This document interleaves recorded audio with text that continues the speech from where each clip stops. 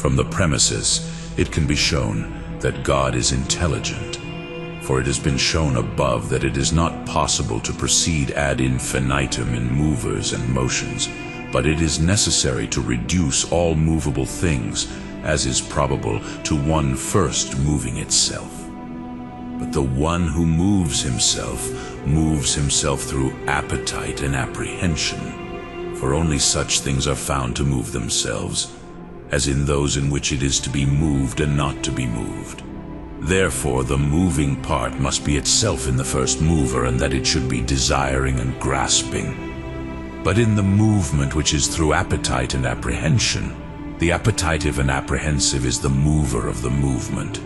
But the appetitive and apprehensive is the mover, not the mover. Since therefore that which is the first mover of all, which we call God, is a mover and not a mover at all, it must be compared to the mover who is part of the mover himself, as the appetitive to the appetitive, but not as appetitive to the sensual appetite.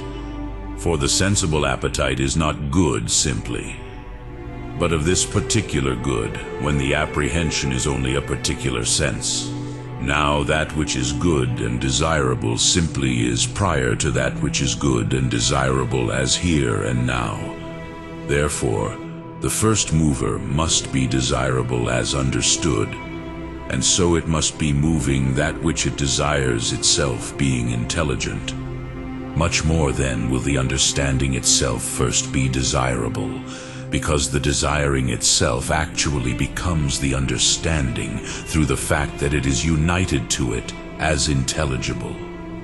It is therefore necessary for God to be intelligent, on the supposition made that the first mover moved himself as the philosophers wished, and so it must be moving that which it desires itself, being intelligent.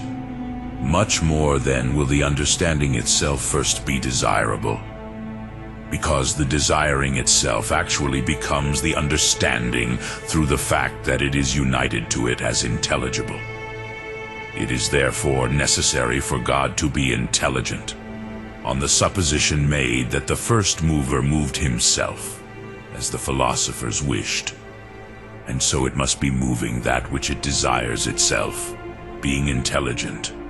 Much more then will the understanding itself first be desirable, because the desiring itself actually becomes the understanding through the fact that it is united to it as intelligible.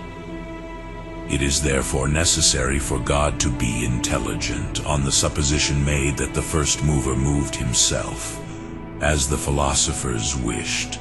Still, it is necessary to follow the same if the reduction of the mobile is not done into some first moving itself, but into a completely immobile moving. For the first mover is the universal principle of motion. It is necessary, therefore, when every mover moves through some form which he intends in moving, that the form through which he moves the first mover should be a universal form and a universal good. But form is not found in a universal way except in the intellect. Therefore the first mover, which is God, must be intelligent. Further, in no order of movers is it found that the mover through the understanding is the instrument of that which moves without the understanding, but rather the other way around.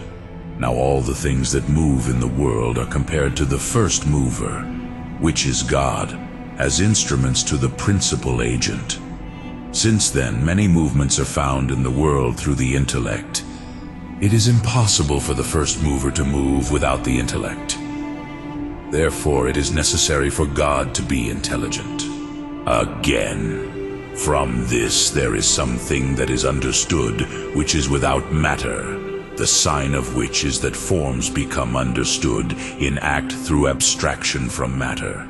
Hence also the intellect is universal and not particular, because matter is the principle of individuation.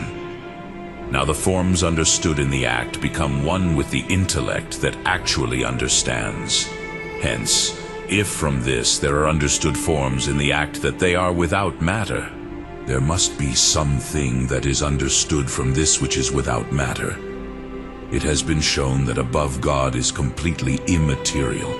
He is therefore intelligent. Still, God lacks no perfection which is to be found in any class of beings, as was shown above, nor does any composition result in him from this, as is also evident from the foregoing. Now, among the perfections of things, the most important is that something is intellectual. For by this very thing, it is in a certain way all things, having in itself the perfection of all things. Therefore God is intelligent.